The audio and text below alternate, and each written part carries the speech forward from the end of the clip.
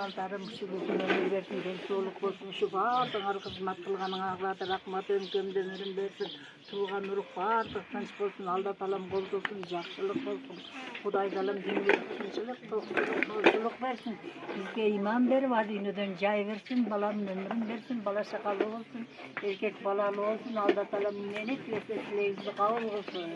Силерге бак берсин, балпайган байбиче болгула, бактылуу болгула. Мендей жашыңар 80-ге 90-га чыкпак кылатын, бактылуу болгула. Акыл эстүү, кайрымдуу жаштардан болгула.